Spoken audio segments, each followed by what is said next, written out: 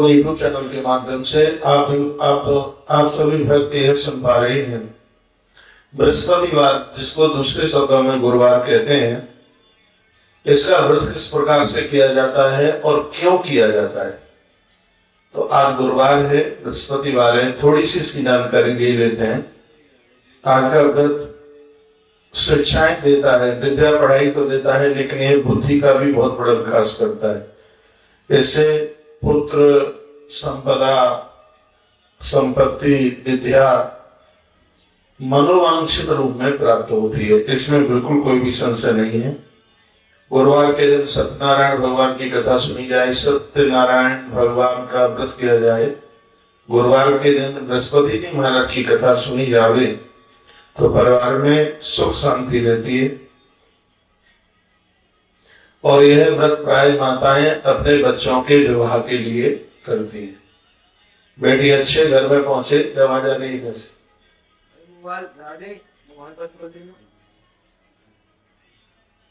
इन दिनों में आप गुरुवार के दिन बच्चों के विवाह के लिए यह गुरुवार का व्रत आप कर सकते हैं। बस थोड़ी इसकी विधि समझ लीजिए। इसमें केले की पूजा होती है। गुरुदेव बृहस्पति जी महाराज को वंदन प्रणाम, या भगवान विष्णु की पूजा, सत्यनारायण भगवान की कथा। केले की जड़ों में एक लोटा पानी, उसमें हल्दी डाल करके ही आमते। हल्दी डालिए लोटे में और वह जल आप केले की जड़ों में चढ़ाइएगा। और इसमें भोग में भी पीली ही वस्तुएं होती हैं। पीली दाल ले लीजिएगा। इसमें वह दाल गुड़ और रोटी के ऊपर रखकर गौ माता को खिलाया जाता है। पीला मुनक्का भी ले सकते हैं आप, पीले लड्डू भी आप ले सकते हैं। तो इसमें पीली ही वस्तु और पीले ही वस्त्र पहन करके इसमें पूजा की जाती है। विशेष रूप से इसमें केले की पूजा है। तदपश्चात भगवान को प्रार्थना की जाती है। गुरुवार के व्रत की कथा इस प्रकार से है। किसी देश में एक बड़ा धनाढ्य राजा रहता था, बहुत बड़ा संपत्तिवान। उसके पास कोई संपदा की कमी नहीं थी, इतना उसके पास पैसा था। और उसकी गृहिणी, उसकी घरवाली ठीक थी नहीं, बढ़िया नहीं थी।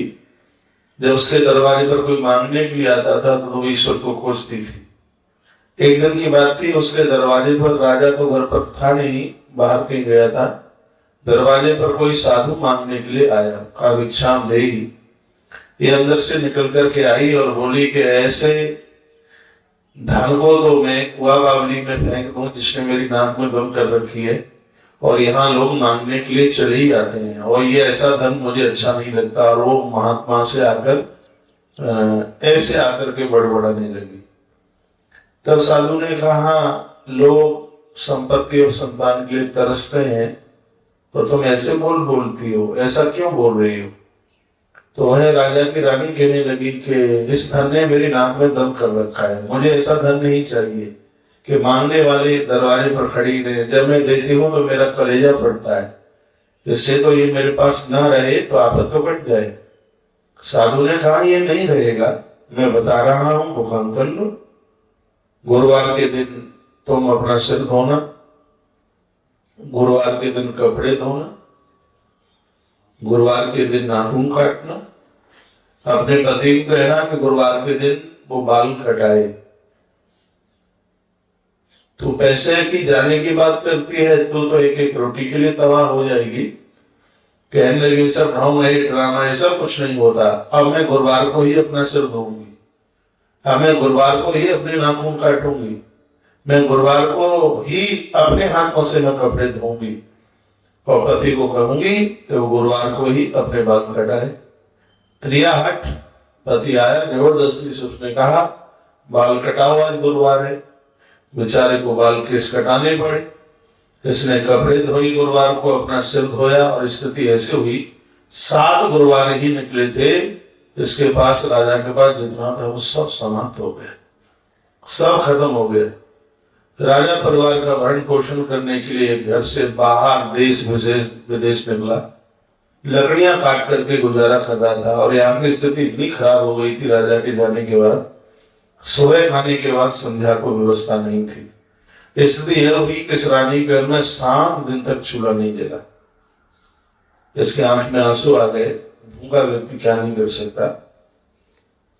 इसने अपनी दासी से कहा कि इसी नगर में मेरी बहन रहती है, वो बड़ी धनवान है, एक बार मेरी सूचना उसके पास तक तुम दे करके आ जाओ, उसको यह जाकर के बोल दो कि तेरी बहन ने तुझे याद किया है। दासी चली रानी के बहन के पास। वो तो बृहस्पतिवार की कथा सुन रही थी। बृहस्पति देव को चौकी पर सजाया हुआ था, कलश रखा हुआ था, केला था बगल में और दिया जल रहा था, और वो बड़े भाव के साथ में कथा सुन रही थी। उस दासी ने जाकर के जवाब दिया तो उसने तो सुना भी नहीं। दासी वापस आ गई। जब उधर कथा पूरी हुई तो उसने सोचा कि मेरी बहन के यहाँ से दासी आई और मैं व्रत कथा सुन रही थी, क्योंकि जब करते हैं व्रत में कोई पूजा पाठ में बीच में बुला तो जाता नहीं। पूजा को पूरा करने के तत्पश्चात वह अपनी बहन के यहाँ आई और पूछा, दीदी क्या बात है? तो दीदी रो पड़ी। वो कहने लगी, बहन हमारे पास इतने प्रचुर मात्रा में संपदा थी, मैंने कभी उस धन की कदर नहीं समझी, वैल्यू उसकी नहीं समझी, और एक साधु दरवाजे पर मांग रहा था, मैं उसके ऊपर झुलस गई और मैंने ये कहा कि ऐसा धन तो कुआ भाड़ में जाए, मुझे जरूरत नहीं है। तो साधु ने कहा कि तो तू गुरुवार को सिर धो लेना, पति को कह देना वो बाल कटा ले, नाखून कटा ले, तो संपत्ति तेरा संग छोड़ देगी। मैं तो यह सोच रही थी कि सब ढोंग है, ड्रामा है, लेकिन बहन 7 दिन हो गए परिवार में किसी की जिह्वा के ऊपर रोटी का एक टुकड़ा नहीं पहुंचा। तो जो बहन चल के आई थी उसने अपनी आंखों को बंद किया और वह बोली कि मुझे लगता है कि बृहस्पति महाराज ने मेरे निवेदन पर तुम्हारे घर में एक बहुत बड़ा मटका अन्न का भर के रख दिया है। जाके दासी ने देखा तो अन्न से मटका लवाल भरा हुआ था। तत्पश्चात वह बहन तो चली गई। दासी प्रार्थना करके कहने लगी, रानी जी हमारी आपसे प्रार्थना है, बृहस्पति जी महाराज का हम वंदन करें, क्योंकि अपराध हमने उनका किया है, उनको प्रणाम करें तो हमें भी विश्वास है कि हमारे पास सब कुछ चल करके आ जाएगा। रानी ने अपनी दासी के साथ में बृहस्पतिवार की 7 ही कथाएं अभी सुनी थी। भगवान बृहस्पति देव इतने प्रसन्न हो गए, इतने खुश हो गए, प्रचुर मात्रा में संपदा मिली, राजा का राज्य लौट करके आ गया। सबसे बड़ी बात यह थी, राजा ने बड़े हर्ष उल्लास के साथ अपने एक बेटा और बेटी का विवाह किया। बृहस्पति गुरुदेव महाराज की कृपा से बेटिया अच्छे घर में पहुंची, उसको अच्छा घर और वर प्राप्त हुआ। बेटे का जब विवाह हुआ तो साक्षात लक्ष्मी जैसी वहां उस घर में संपूर्ण गुणों की खान ऐसे पुत्र वधू चल करके आई। स्वयं भगवान बृहस्पति जी महाराज प्रकट हुए थे। उन्होंने ये कहा था, जो हमारी कथा सुनता है हम धन धान्य से उन्हें भर देते हैं, कहीं किसी भी प्रकार से उनके जीवन में कमी नहीं रहने देते। जो हम देवताओं का अपमान करे उसके जीवन में पापड़ बेलने के अलावा कुछ भी नहीं रहता। तो मैं आप सबको कहना चाहूंगा, आप केले की पूजा ना कर पाए तो आठ केले का दर्शन जरूर करें। आठ केला आप बंदरों को खिलाइए। ये सुनी सुनाई बात नहीं है, प्रमाणित बात है। आपके बच्चों का समय से विवाह होगा। आप पूजन कीजिए, गौ माता को गुड़ खिलाइए और पीली दाल, चने की दाल रोटी के ऊपर रखकर गुड़ रख करके और ये आप गौ माता को दीजिए। निश्चित रूप से आपके घर में वैभव होगा, आनंद होगा। बृहस्पति देव का एक बहुत बड़ा प्रभाव है। तो ये आपके बीच में ये कथा रखी गई थी। बृहस्पतिवार को कथा किस प्रकार से और कौन सी विधि के साथ में सुने। 1 लोटा पानी हल्दी डाल करके जो तुमने रखा हुआ था कथा सुनते समय, उसको केले की जड़ों में जाकर के चढ़ा दीजिए और दिए से उनकी आरती उतारिए। इस प्रकार से ये बृहस्पतिवार की कथा संपन्न होती है। गुरु महाराज बृहस्पति देव आप सभी के ऊपर अद्भुत कृपा का वर्षण करें। इन्हीं शब्दों के साथ जय श्री कृष्ण, जय श्री राम, जय गौ माता, जय राधे श्याम।